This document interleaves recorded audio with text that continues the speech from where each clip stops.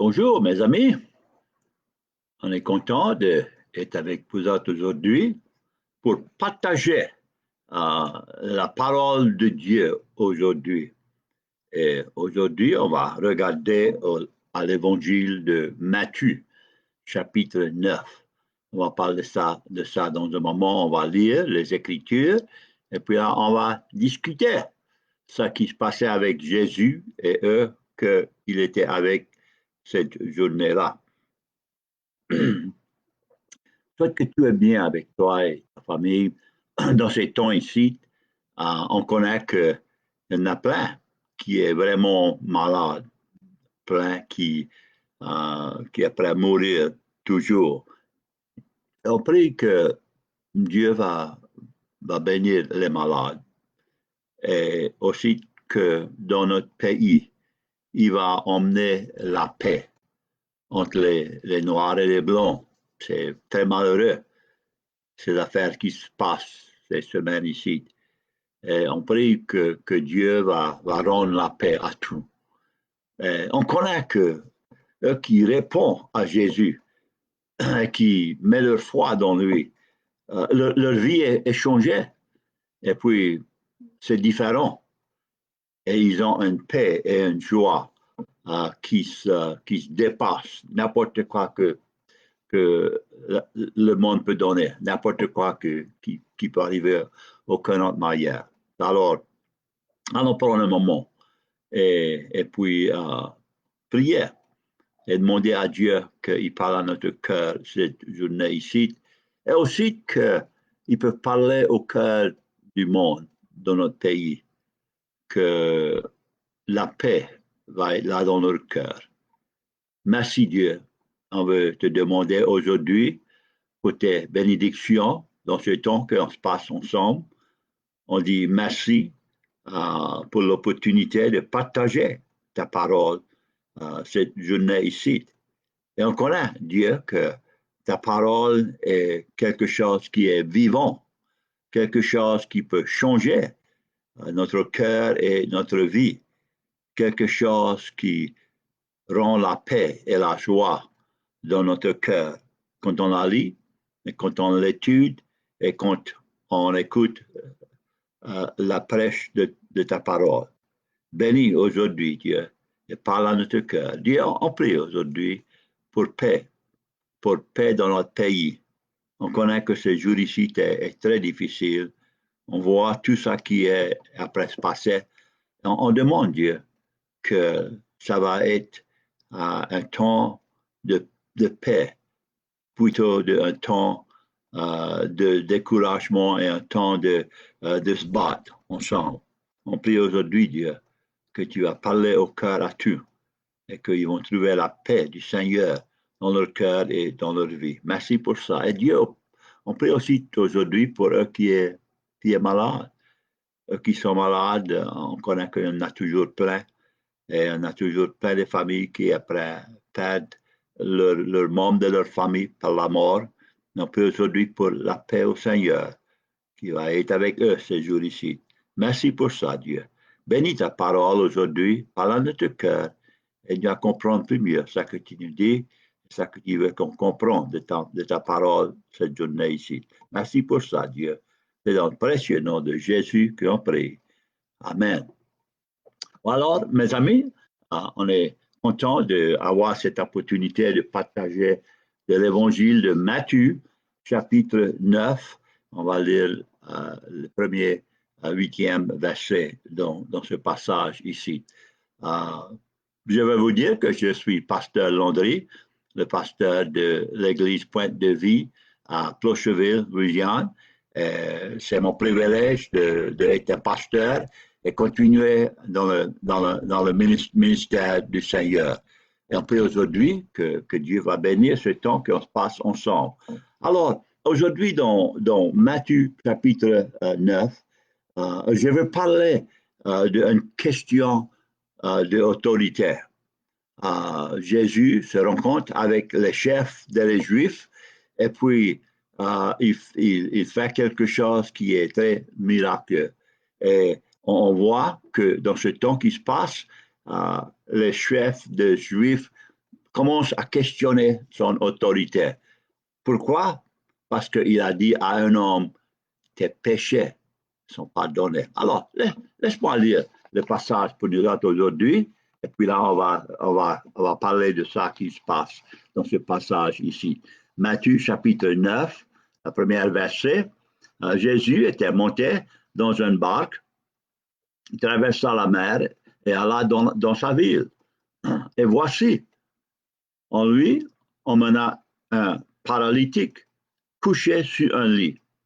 Jésus, voyant leur foi, et il dit au paralytique, prends courage, mon enfant, tes péchés te sont pardonnés. Je crois quelques scribes dire au-dedans de eux, cet homme blasphème. Et Jésus connaissait leurs pensées et il dit, pourquoi avez-vous de mauvaises pensées dans vos cœurs? Car lequel est le plus aisé de dire, tes péchés sont pardonnés, ou le dire, lève-toi et marche.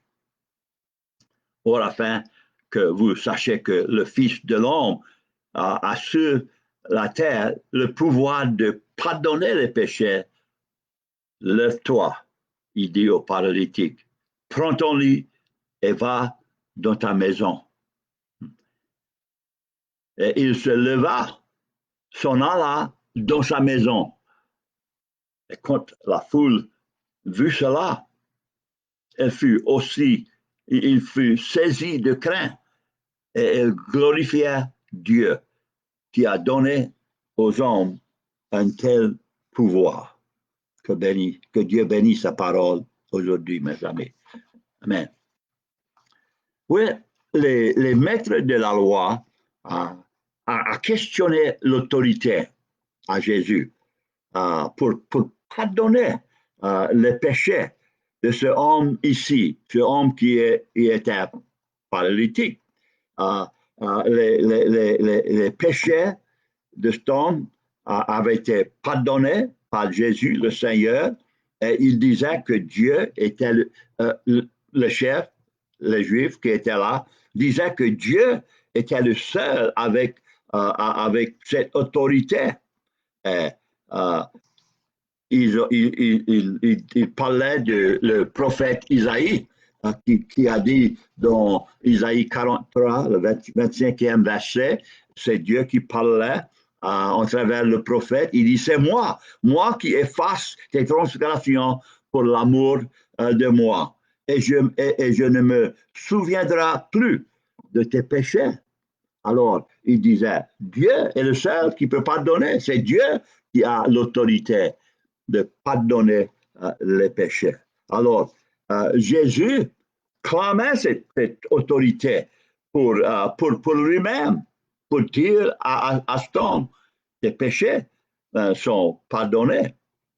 Alors, les Juifs disaient que Dieu allait pardonner n'importe homme qui confessait leurs péchés. Dieu était le seul qui avait ce pouvoir-là, lui qui confessait et qui répondait de leurs péchés. Alors, quand un homme ou un monde désobéissait les commandements à Dieu, les prophètes clamaient de parler pour Dieu. Et ici, on n'attend pas la voix d'un prophète dans Isaïe, mais on attend plutôt Dieu qui parle. Et il dit, les mots à Dieu est venu à moi, mais puis plutôt on entend un qui parle, comme si que sa voix à lui-même était la voix à Dieu. Oui, ils avaient entendu Jésus, ils avaient écouté ce qu'il disait quand il prêchait et quand il donnait à eux la parole de Dieu. Il disait, c'est pas une voix d'un homme, c'est la voix à Dieu qui parle. Le monde connaissait ce que Jésus était, mais les chefs des Juifs ne voulait pas connaître, il ne voulait pas dire que Jésus était vraiment un homme de Dieu, un homme qui était devenu avec la parole de Dieu. Mais je veux te dire que Jésus n'était pas justement un homme qui était venu avec la parole de Dieu, il était Dieu même qui parlait et qui emmenait sa parole que tu pouvais connaître la paix et la joie à Dieu. Alors, il connaissait ça. Alors, les Juifs disent, on parle contre Dieu. Ils croyaient que Jésus n'avait pas l'autorité à Dieu pour lui-même, pour parler comme ça et pour dire à un homme des péchés est pardonné. À eux, il avait fait ça qu'il n'avait pas le droit de faire, pardonner les péchés à un homme. Et ils étaient très fâchés après lui. Ils étaient prochement à la place de le condamner tout de suite, et finir avec lui.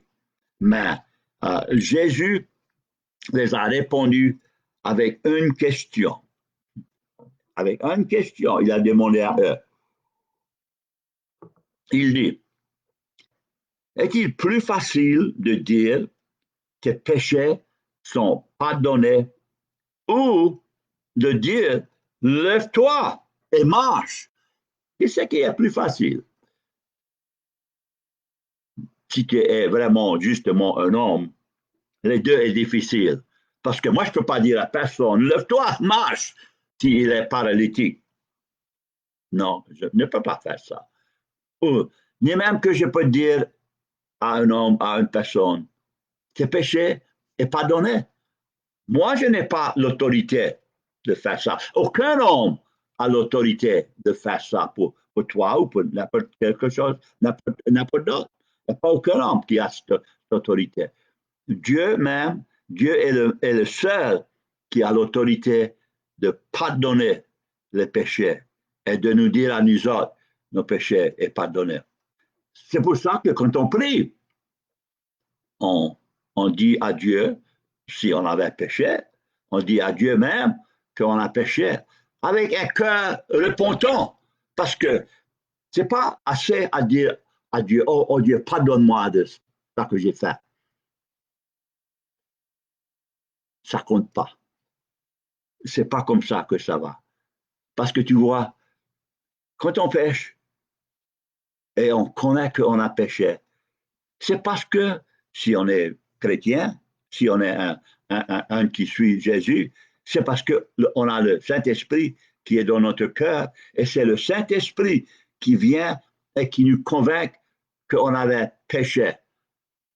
Et puis, quand on est convaincu de nos péchés, quand il nous convainc de nos péchés, on a le cœur cassé, ou on devait avoir le cœur cassé parce que de nos péchés.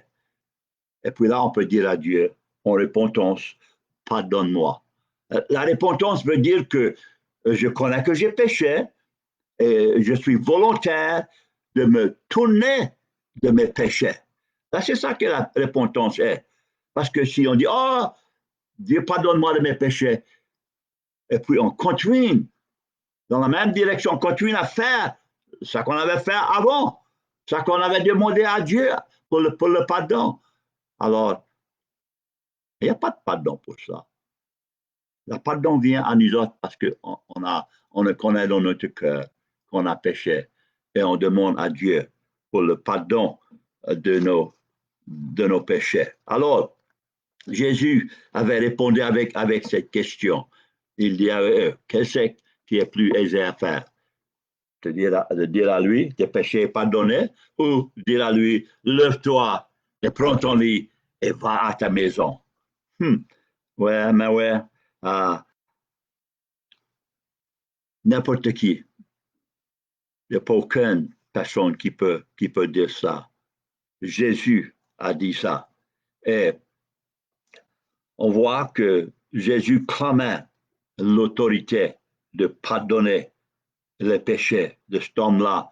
Et on lit dans la Bible que ça, c'est pas la seule occasion que Jésus a dit à une personne, tes péchés soient pardonnés. Ce n'est pas la seule occasion.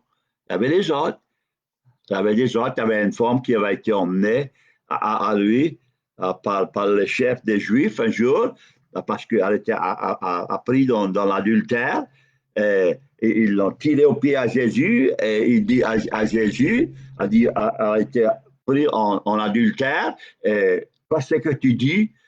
Et Jésus regarde à eux, il a écrit dessus la terre, et puis là, il s'est levé encore, et il dit à eux, qui c'est qui condamne cette femme? Et tous, les plus vieux, jusqu'à les jeunes, parce qu'il n'y avait pas aucun qui pouvait dire, je condamne cette femme parce que moi, je n'ai pas de péché. On est tous des pécheurs. Si on est humain, on est des pécheurs. Et on a besoin le pardon de Dieu pour nos péchés. Et c'est ça que Jésus a dit à cet homme-là. Et on connaît ça. Et alors, quand les hommes as-tu laissé la femme, Jésus dit à elle, il dit, moi, je ne te condamne pas, ni. Alors, il n'était pas dit à elle, tes péchés sont pardonnés. Et elle connaissait qu'elle avait péché. Et vraiment, elle avait le cœur repentant.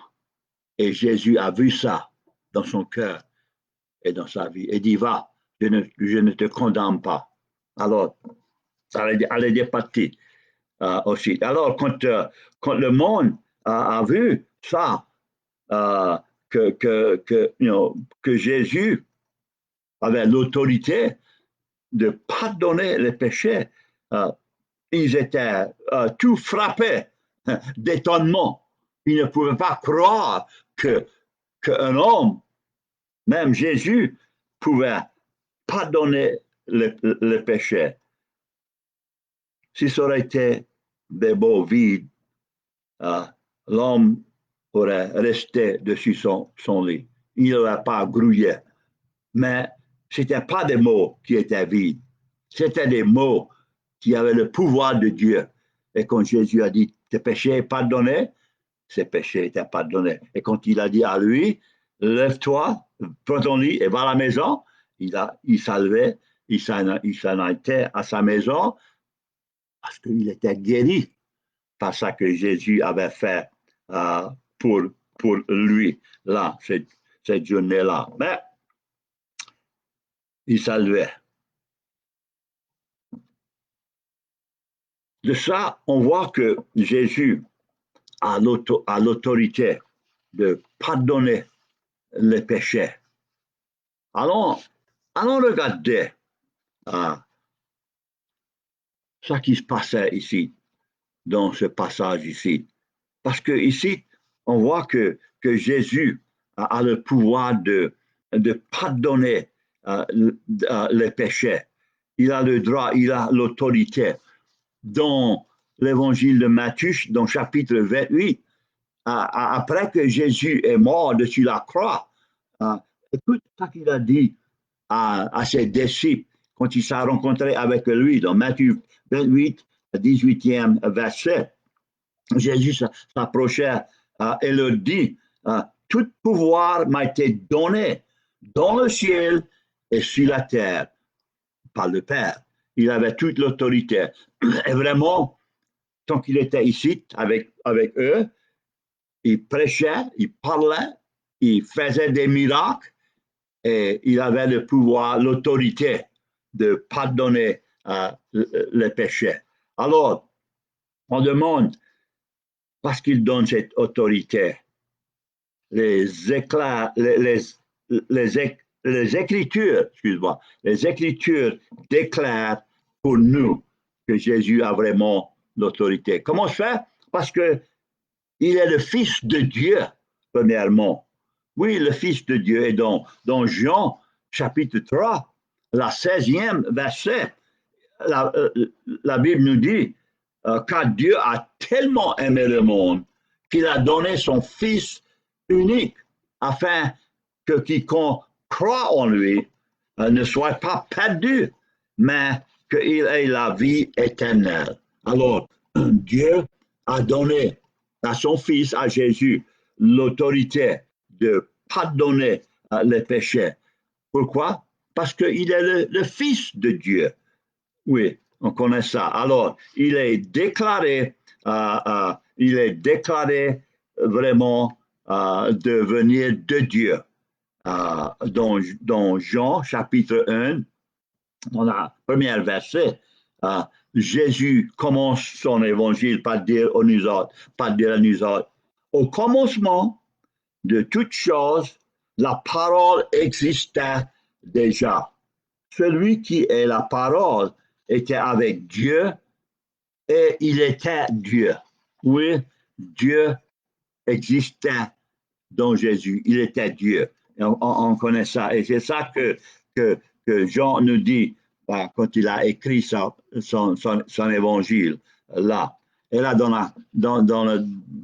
continuez dans le chapitre 1, dans le 14e verset, il dit celui qui est la parole, il parlait de Jésus, celui qui est la parole est devenu un homme et il est venu parmi nous, plein de grâce et de vérité.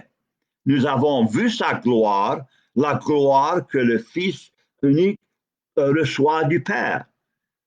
Jean lui a rendu témoignage et c'est écrit, c'est de lui que j'ai parlé quand j'ai dit, il vient après moi, mais il est plus important que moi, car il existait déjà avant moi. Ça, c'est Jean-Baptiste que Jean a prévenu dire de ça que Jean-Baptiste avait dit de Jésus.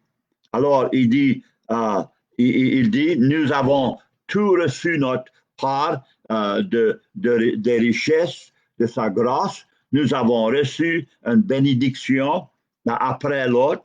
Dieu nous a donné la loi par Moïse, mais la grâce et la vérité sont venues par Jésus-Christ. Personne n'a jamais vu Dieu, mais le Fils unique, qui est Dieu et demeure auprès du Père, lui seul l'a fait connaître. Oui, Jésus dit, si tu me connais à moi, tu connais le Père.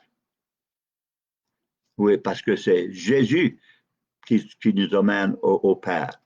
Jésus dit, je suis la vérité.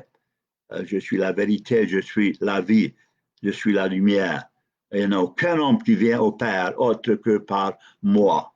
Alors, c'est ça que Jésus nous dit là, dans la parole de Dieu. Et c'est lui qui avait l'autorité de pardonner les péchés.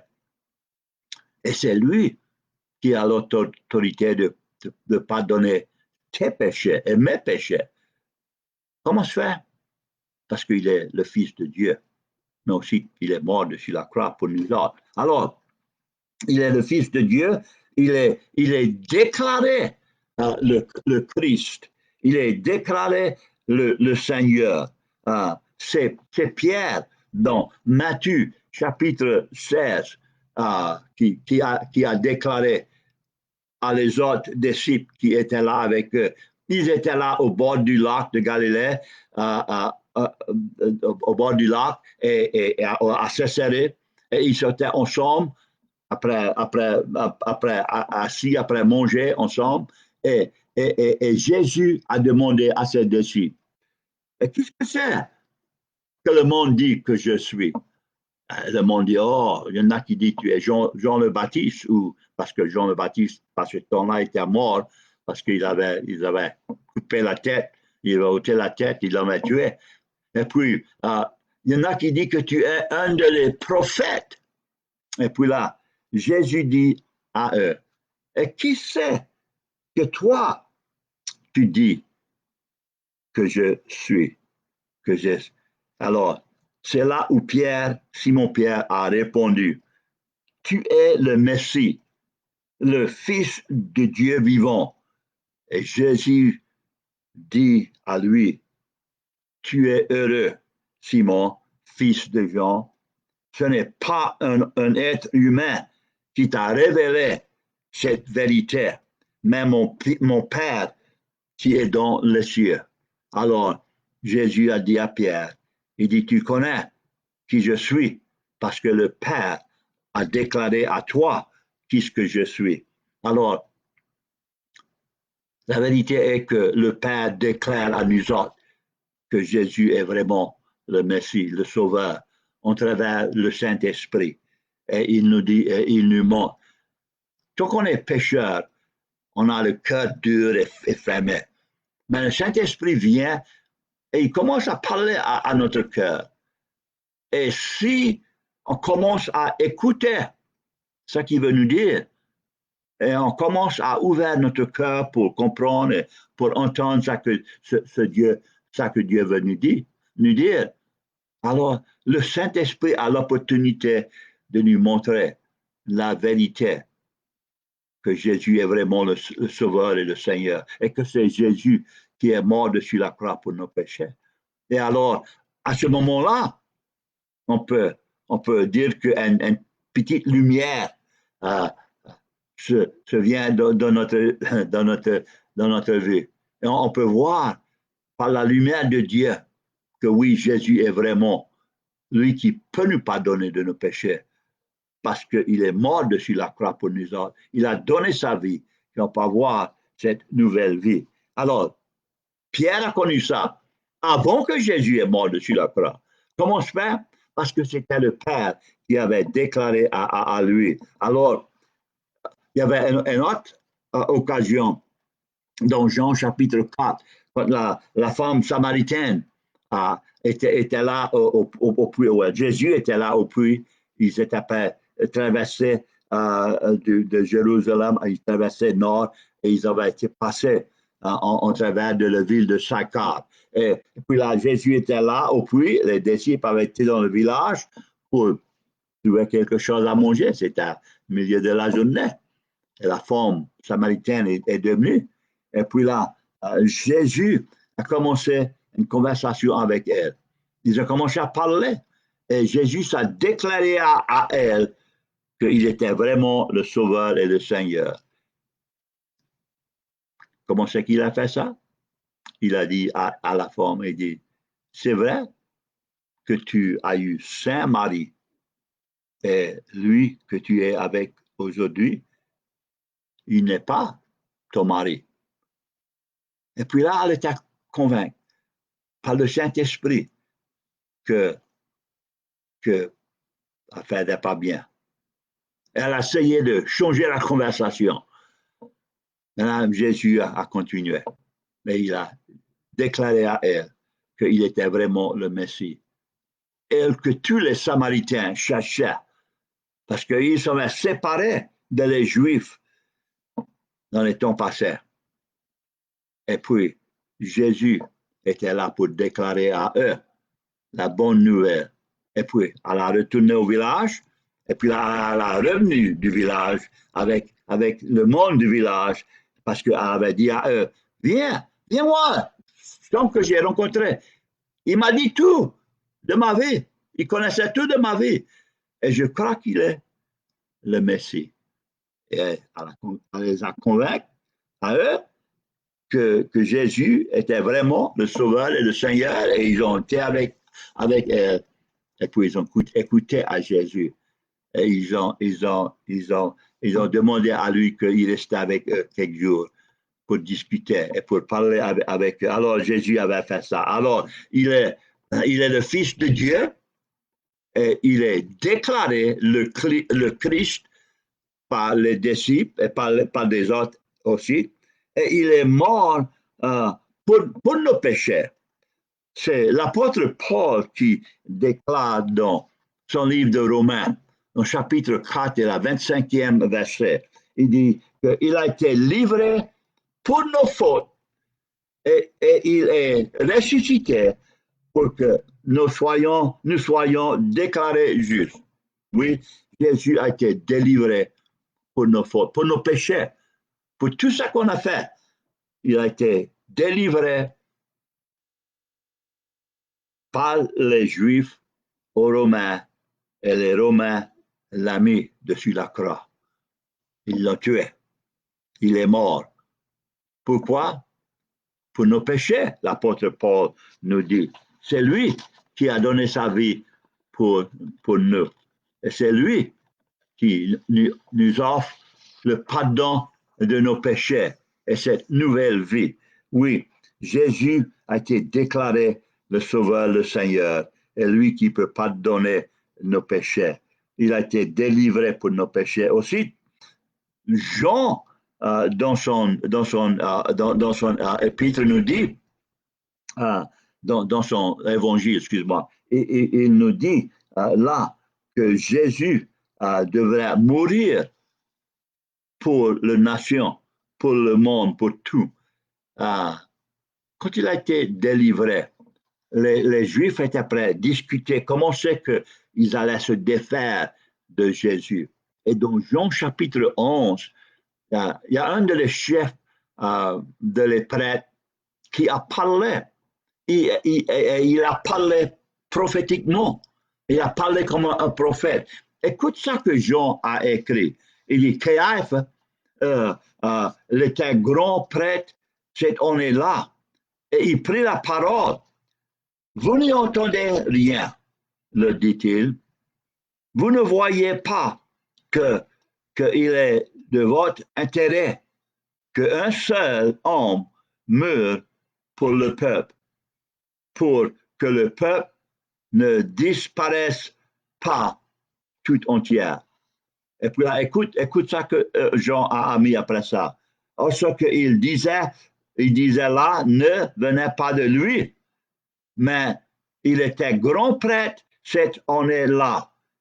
Et c'est en cette qualité qu'il prophétisait qu'il fallait que Jésus meure pour son peuple. Oui, le grand prêtre a dit qu'il devait avoir un qui meurt pour son peuple, parce qu'ils avaient peur que si Jésus continuait, il allait faire l'armée des Romains devenir dessus eux, parce qu'ils croyaient qu'ils ne faisaient pas rien du tout que faire du tracas pour eux. Et puis, par se défaire de lui, ils croyaient qu'ils allaient se défaire de les Romains. Alors, il dit que le grand prêtre a dit ça, mais il ne s'est pas réalisé qu'il parlait comme un prophète.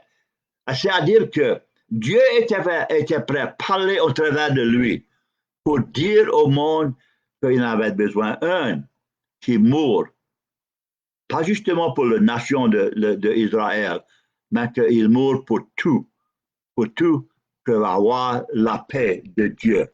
Alors, c'est ça qu'il parlait de. Et c'est ça que Jean a recordé pour nous autres ici dans son évangile. Et là aussi, on voit que Jésus a donné sa vie, puis on peut voir la vie. Pour nous autres, la vie vient à travers Jésus-Christ. Dans sa première épître de Jean, chapitre 2, Jean écrit pour nous autres. Il dit, mes chers enfants, je vous écris ceci afin que vous ne péchiez pas. Si toutefois il arrivait à quelqu'un de commettre un péché, nous avons un défenseur auprès du Père, Jésus-Christ le juste, car il a expié nos péchés, car il a apaisé la colère de Dieu causée par nos péchés, et pas seulement les nôtres, mais ceux de gens du monde entier. Alors, Jean, dans son épître, a déclaré que Jésus est mort pour nous pardonner de nos péchés. Alors aussi, ici, il a remarqué que des fois, on va se trouver qu'on avait péché. Et il ne faut pas oublier que comme Jésus l'avait pardonné pour tous nos péchés dessus la croix, il continue à nous pardonner de nos péchés quand on commet un péché dans cette vie ici. Et on peut aller directement à lui. On peut aller directement au Père et dire, Père, pardonne-moi. Par la grâce que tu m'as montrée au travers de ton Fils Jésus, je demande ton pardon. Je confesse ce que j'ai fait, ou ce que j'ai dit, ou ce qui arrivait, ou ce qui s'est passé dans ma vie. Et quand on fait ça, mes amis, on peut connaître qu'on a le pardon de Dieu dans notre vie. Et Jésus est le seul qui peut nous pardonner. Et c'est à Jésus même, Jésus le seul, qu'on a besoin d'aller et dire, pardonne-moi. Avec un cœur repentant, avec un cœur cassé, avec un cœur qui a une très grande douleur parce que de nos péchés, on demande à Dieu pour son pardon. Et Dieu, le Père, il dit, tes péchés sont pardonnés. Il dit aussi, je vais te séparer de tes péchés aussi loin que l'Orient et de l'Ouest. Ah, mes amis, laissez-moi vous dire que Dieu a vraiment le pouvoir de te pardonner.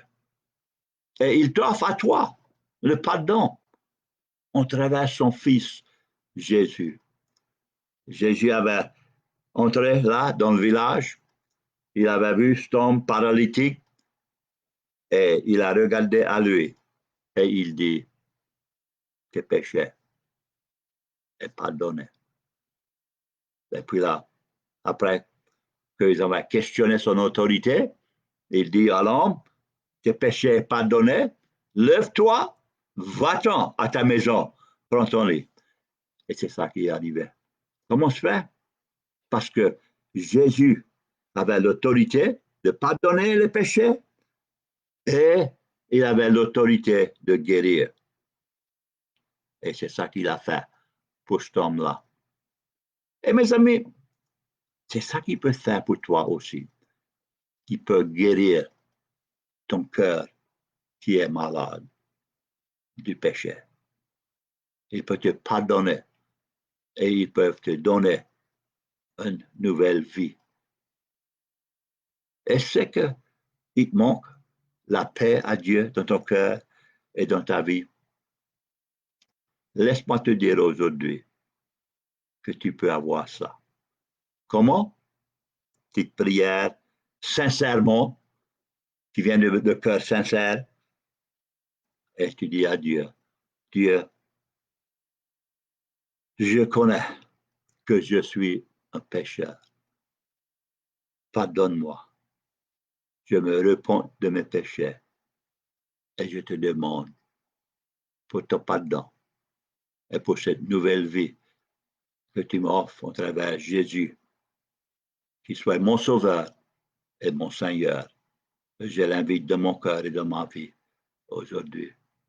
C'est une prière simple, mais si c'est offert à Dieu avec un cœur sincère, Dieu connaît ton cœur, mes amis, et il va te dire à toi, tu es pardonné, tu as cette nouvelle vie que je t'ai promis dans ma parole.